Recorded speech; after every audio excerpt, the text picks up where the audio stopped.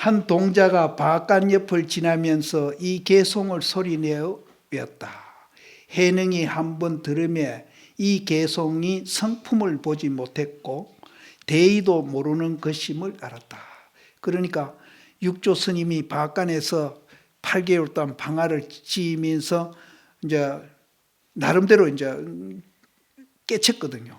그래서 어떤 동자가 바깥 옆을 지나가면서 신수스님 개성을 듣고는 성품을 보지 못했고 대의도 모르는 것이라는 것을 이제 육조 스님은 알았다. 해능이 동자에게 물었다. 지금 외우는 것은 무슨 개송인가? 동자가 답한다. 너는 알지 못하는가? 대사께서 말하시길 살고 죽는 일이 크니 가사와 법을 전하고자 한다 하시고 문인들로 하여금 각각 한계를 지어 보이라 하여 대의를 깨달으면 곧 가사와 법을 전해 6대 조사로 삼는다고 말하셨습니다. 하셨는데 신수라는 상자가 호련히 남쪽 해랑벽에 무상계 항수를 써 놓았는데 오조 스님께서 문인들에게 다 외우게 하시고 이 개송을 깨닫는 자는 곧 자기 성품을 볼 것인 바 이것을 의지해서 수행하면은 생사고해를 벗어나게 되리라고 하셨다.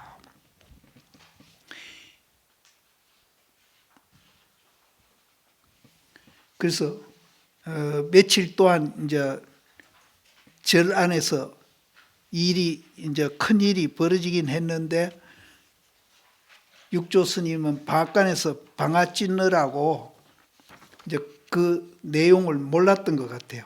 그래서 동자가 하나 지나가면서 개송 옳는 소리를 듣고 이제 물었던 겁니다. 해능이 말하였다. 내가 이곳에서 8개월 동안 방아를 찧었으나 아직 오조 스님의 방 앞에 가보지 못했으니 갔다는 얘기가 딴 데 또 있어요. 못했으니 바라옵건대 나를 남쪽 해랑에 안내하면 그 개송을 보아 예배하고 또한 애워 내생의 부처님 땅에 나기를 바라네.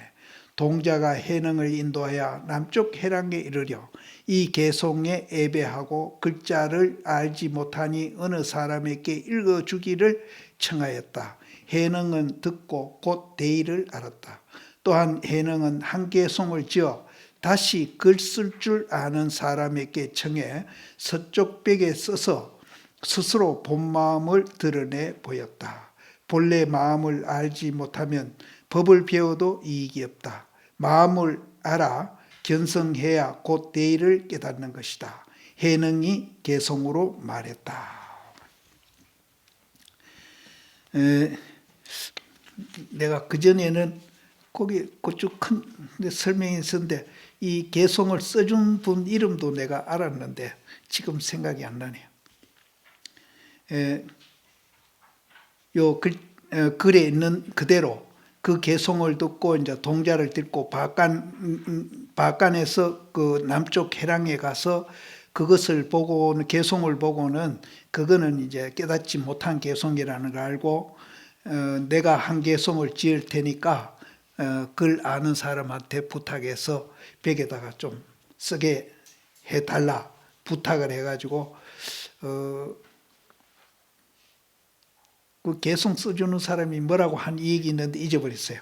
그래서 그분이 이제 써줬는데 그 이름이 그 전에 내 강 테이프에는 있을 거예요. 누구? 장일용이라고 적혀있습니다. 내가 잊어버렸어. 그래서 그분이 이제 육조 스님 개송을 씁니다. 쓰는데 아까도 얘기했지만은 오조심 방 있는데 안 갔다 그랬는데 딴 데는 가면은 보면은 오조심이 방아머리를 3번을 두드리고 가는 건 그래요. 그게 이제 암호예요. 그래서 삼경에 들어가요. 오조심 방을 찾아가. 그래서 거기에서 이제 문답을 해가지고 사실은 거기서 인가를 받습니다. 이제 그 대목은 지금 도랑본에는 안 나오고 있고 하여튼 6조 단경은 본이 굉장히 많이 있으니까 중간에 편집해서 그런 얘기를 끼워 넣을 수도 있기는 있습니다. 그런데 지금 이 도낭본이 이제 가장 오래된 본이고, 이게 이제 도낭 석굴 속에 이게 이제 굴 속에 넣어놓고 밖에서 그걸 흙을 칠해가지고 그 굴을 밀폐했으니까 누가 꺼내가지고 이제 뭐 다시 뭐 가피를 한다든지 첨가한다든지 그런 거는 안 했죠. 그런데 이게 이제 18세기에 영국 탐험가 스타인이 그 도낭에 갔다가 그 굴에서 발견해가지고 거기서 고서들을 영국 박물관으로 다 가져갔어요. 그래서 이 도낭본이 지금 영국 박물관에 있대요. 근데 일본 학자들이 영국 박물관에 가서 그것을 이제 열람해가지고 사진으로 다 찍어가지고 저 나라에 가서 그거를 글로 옮겨 써가지고 이 도낭본을 세상에 내놓은 거예요. 그래서 이게 가장 이제 원본이고 중간에 가필이 안 되고 이제 순수하다 해가지고 이거를 이제 굉장히 이제 중요시 이기고, 성철 시인도 역시 그런 입장에서 다른 도낭본들은 중간에 누가 가필도 하고 이렇게 고쳤을 것이다, 이런 이제 생각을 하시고 당신이 이거를 이제 번역을 하신 거예요. 그래서 뭐 가필을 했든 어쨌든 내가 본 단경 중에 방아 찢는 도안에 오조심 방에 가서 금강경 강의를 듣고 깨닫는다는 기록이 있습니다. 그래서 여기에는 전혀 그게 없죠. 그래서 이분이 이제 개송을 이제 짓는데 글자도 모르니까 이제 이 당시는 오조 홍인 스님이 밖에 안 나와 있었겠죠. 그래서 글자도 모르니까 글자 아는 사람한테 조금 써두고 이렇게 해서 이제 개송을 지은 것이 이제 이 개송입니다. 보리는 본래 나무가 없고, 맑은 거울은 또한 받침대가 없네. 부처의 성품은 항상 청정하니 어느 곳에 먼지와 티끌이 있으리라. 보리는 본래 나무가 없다. 이거는 쌍차입니다. 보리는 나무가 없다. 우리 존재의 원리나 모든 진리는 쌍차 쌍조로 되어 있거든요. 보리는 본래 나무가 없다 하는 거는 쌍차를 얘기해요. 밝은 거울 또한 받침대가 없네. 이거는 쌍차 쌍조 두 개 다 겸비가 있는 얘기예요. 내가 해석하면 그렇습니다. 부처의 성품은 항상 청정하니 이것도 이제 쌍차죠. 청정하니까 거기는 아무것도 없어. 진공 묘유할 때 진공이죠. 어느 곳에 먼지와 티끌이 있을 수 있느냐. 이게 이제 중도를 지대로 본 개송입니다. 근데 실제는 이 개송 하나인데 또 하나가 나오는 것은 이건 도낭본에서 나온 거라.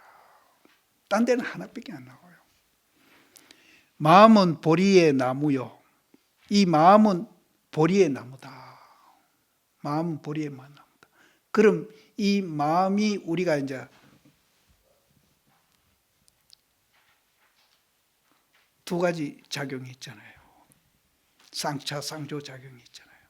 그러면 마음은 나무, 보리의 나무다.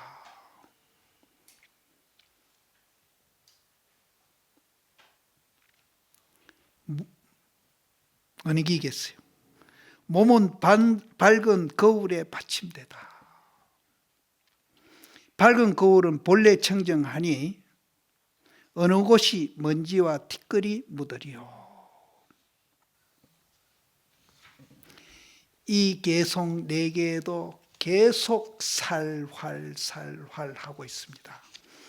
구분해서 내가 말씀드려주면 좋겠는데 뭐 그냥 넘어가겠습니다. 그러면은 이제 이게 깨달음의 개성인데요. 만일 살활 중에 살만 얘기한다면은 그거는 바로 못 본 거예요. 잘못 본 거예요. 또 활만 보고 얘기한다면은 그것도 잘못 본 거예요. 그러면은 이제 지대로 우리가 바로 봤다면은 거기에는 분명히 살알이 있어요. 그게 우리 존재 원리예요. 내가 살활이라는 이제 단어를 쓰는데 우리 존재 원리예요. 그럼 육조 시임이 깨달았다는 응무소주 보세요. 거기에도 분명히 채와 용이 있고 살알이 다 있어요. 그건 왜 그러냐? 그게 갖춰지지 않으면은 바로 못 본 거예요. 그러면 그것만 갖추고 막 끼 맞추면 됩니까? 그건 아니죠. 그건 왜 그러냐 하면은 내라는 이 존재 원리를 바로 보는 것이 견성인데, 이 내라는 존재 원리는 이제 육체와 정신으로 사실은 분리되어 있습니다. 분리되어 있는데 육체도 그렇고 정신도 그렇고 여기에는 분명히 살알이 두 개가 살아서 움직이고 있는 겁니다. 그런데 여러분들은 자기 육신을 보기나 자기 정신을 볼 때 어떻게 보는가 하면은 살알로 안 봐요. 활로만 보는 거예요. 그렇게 내가 있다라고 생각하는 거예요. 이게 이제 자기를 괴롭히고 남도 괴롭히고 못된 짓 하는 거예요. 요 생각이죠. 근데 우리는 그렇게 안 생겨 있는데 그 착각 때문에 지도 지옥 구렁텅이 떨어뜨리고 남도 지옥 구렁텅이 떨어뜨리고. 이거는 유무시 상관없어요. 지금 보세요. 국회의원들 다 지식인들이잖아요. 그러고 많이 가진 사람들이 우리 비하면은 국민 중에서 비하면. 그러면은 이제 저 사람들은 살활할 때 활빼기는 못 본 거예요. 살은 못 보죠. 그러니까 진보 보수 싸움에서 내가 너희들 전응하라고 그러거든요. 진보 보수는 국가와 국민을 잘되게 하는 수단이다.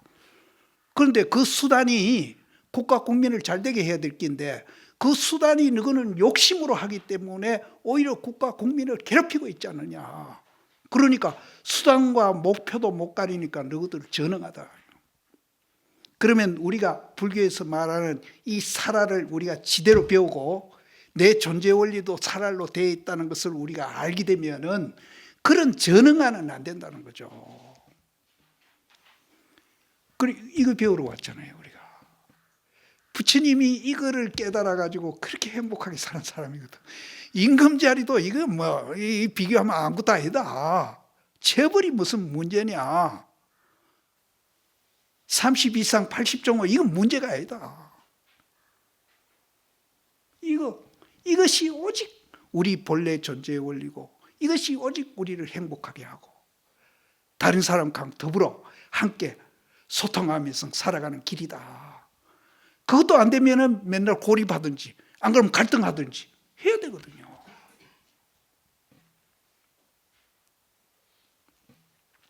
그래서 내가 살활 채용 자꾸 그러니까 스님이 무슨 공식 매도로 만들어 놓고 그 틀 속에 집어넣어가 자꾸 설명하려고 하는가 이렇게 이제 생각하고 싶은데 얘기하는 거예요. 아니에요. 이것이 우리 존재의 원리고 이것을 우리가 인식을 할 때 내가 매일매일 존달이 되고 가장 이 지구상에서 행복한 사람이 되는 거예요.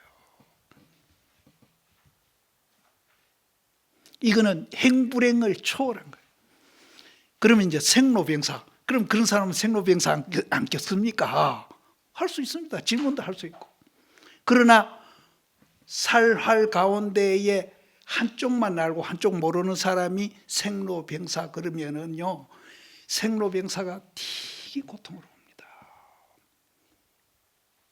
그래서 나도 이제 노까지 왔고요. 병도 지금 오고 있거든요. 그 다음에 남은 거는 이제 사가 남았습니다. 저도. 그래서 몸이 계속 아파요. 그래도 나는 깨닫지는 못해도 이 이치를 알기 때문에 그래도 요만큼 견디는 겁니다. 이만큼 견디는 거예요.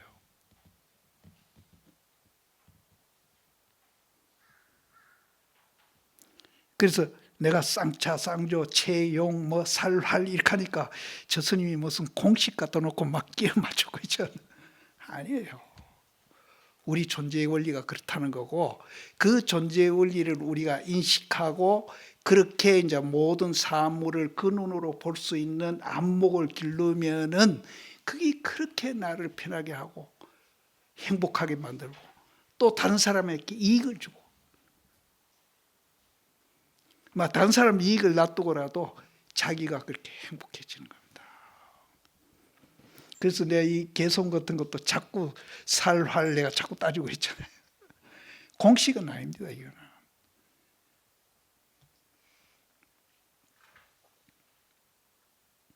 그래서 마음은 보리의 나무요.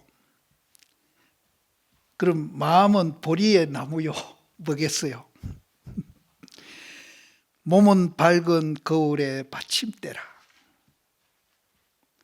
밝은 거울은 본래 청정하니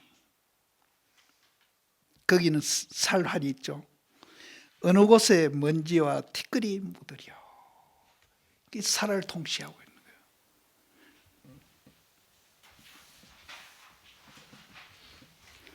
오조 스님이 밤 상경에 해능을 조사당 안으로 불러 금강경을 설하자 해능이 한 번 듣고 말 끝에 바로 깨달았다.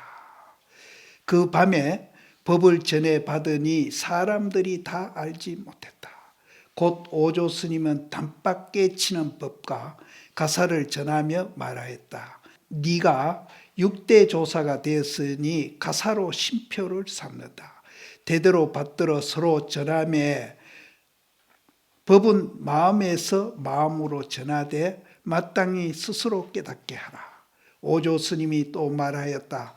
해능아, 애부터 법을 전할 때에 목숨은 신랄과 같으니 이곳에 머물면 사람들이 너를 해칠 것이다.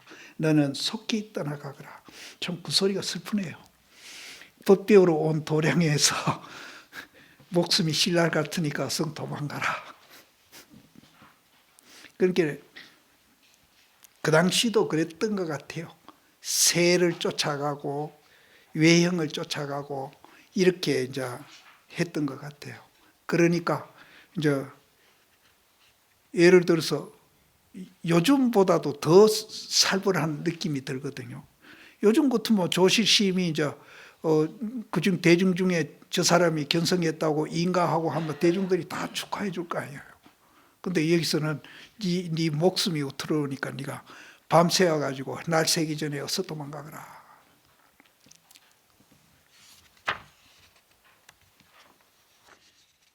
77페이지입니다.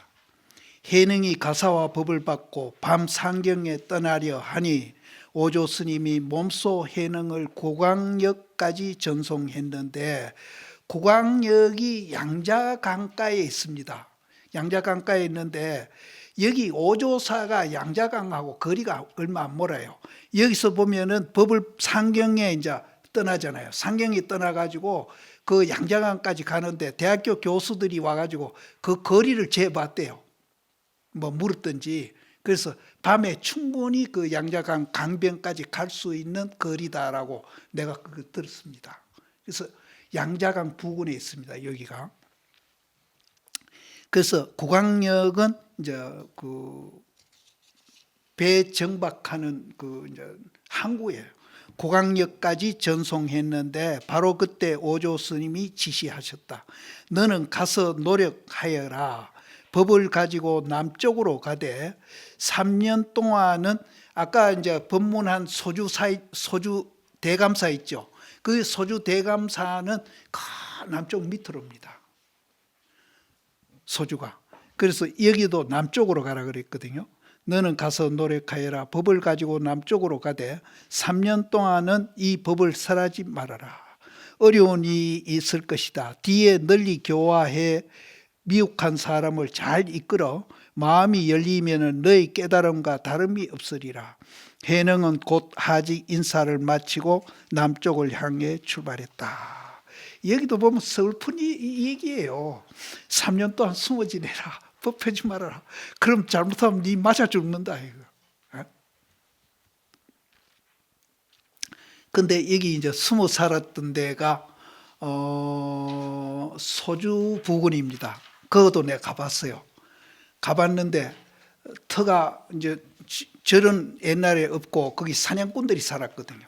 그래서 이제 육조심이 그 사냥꾼들 의지해서 거기서 살면서 이제 사냥꾼들이 옥로를 만들어가 짐승 잡는다고 해가 그 짐승이 잡히면은 그걸 육조심이 돌아다니면서 그걸 다 풀어줬대요. 그리고 그 사람들은 이제 고기 잡아다가 이제 큰 가마솥에 고기 끓여 먹고 이랬는데 이제 육조 스님은 이제 채소를 이제 고기 가에 이렇게 익혀서 먹었다 아이가. 그걸 이제 육변채라고 그래요. 육변채. 그게 이제 고기 끓인 솥에 이제 채소를 익혀 먹었다 해가 육변채라고 그러는데 그래서 먹었다는 얘기가 있습니다. 그 가보니까 지금 어떤 중이 완전히 도사들만 나이가 한 50대 좀 넘었는데 한국에도 오고 한국에 그 스님 책이 돌아다닌다 해 선방에. 그래서 내가 참 한심한 사람들이라고 그랬죠. 시험을 이렇게 그래가지고 폐관을 3번인가 4번 했다 해 3년씩. 근데 완전히 외도예요. 외도. 그래서 내하고 같이 사진 찍었지. 완전히 외도예요. 그래서 그 옛날에는 내가 거 갔을 때 그 절이 없었거든요. 그런데 작년인가 이제 그 중림이라고 서울 가나선 그 하는 그 신행 단체가 있습니다. 그 사람들이 내한테 육조단경 강의 듣고 해가지고 스님 모시고 육조 스님 유적만 한번 돌아다니고 싶다 해가지고 4박 5일인가 내가 갔다 왔는데 그때 이제 그걸 가봤어요. 가보니까 절을 아주 크게 짓어요. 지는데 시험이 나이가 한 50도 안 돼 보이는 놈이 시험을 배꼽 있는 데까지 길러가지고 뭐 3년씩 폐간을 뭐 3번 했다나 4번 했다나 완전히 외도예요. 근데 그 사람이 지은 책이 지금 선방에 돌아다닌대요. 그래서 참 한국 스님들도 참 한심해요. 그래서 여기 이제 3년 숨어 살아라 하는데 그래서 거기서 이제 육조 스님이 운동 생활을 하시고 이제 광요사가 그 소관이라는 데 있습니다. 광요사 가서 개를 받고 머리를 깎고 개를 받습니다. 거기 가서. 광요사는 시내 한복판에 있어요. 근데 그 전에는 갔더니 특이한 이제 그 뭐가 있더라고요. 뭔가 하면은 우리 석탑 저런 게인데 굴이 동으로 만들었어요. 동으로 만든 석탑이 2개나 있어요. 한 개는 중간쯤 잘려가서 분실된 것 같고 한 개는 실내 안에 이제 해놨는데 그거는 완벽하게 있더라고요. 그래서 내가 사진 찍고 그랬죠. 그 광요사에서 이제 그 광요사가 있는 그곳이 이제 대감사 있는 소주예요, 소주. 그래서 아까도 좀 대감사는 가면 그 시장 한가운데예요. 그래서 거기는 뭐 뱀도 팔고 쥐도 팔고 볼 거 다 팔아.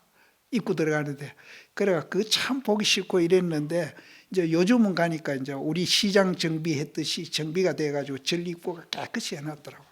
관광객이 자꾸 이제 한국에서 오니까 저것들도 미안했던 것 같아요. 깨끗이 정리해놨. 상점은 그대로 있고. 2달 만에 대류영에 이르렀는데 이 대류영도 내가 가봤습니다. 가봤는데 거기서 바로를 던지고 이랬다고 그래서 반석이 굉장히 널브러져 있고 큰 데인 줄 나는 그렇게 상상을 했는데 가보니까 파워가 요거보다 더 작아요. 이발석이라고 해가 요거보다 적은데 정자가 칠해지 놓고 그 돌을 하나 갖다 놓고 거기다가 이발석이라고 써붙여놨대. 그 되게 실망했어요. 그래서 그 조금 지나면은 성문이 하나 나와요. 성문이 나오는데 그 성문은 우리 어디고 범어사 뒤에 가면 산성 그 성문 있고 그런 성문이에요. 그게 이제 대유령 성문인데 그 강동성하고 저쪽이 어디니라 그 이제 그 성문이 국경 그 대유령을 내가 가봤죠. 내 육조심 유적에 안 가본 데 없이 다 돌아다니는 본 거예요.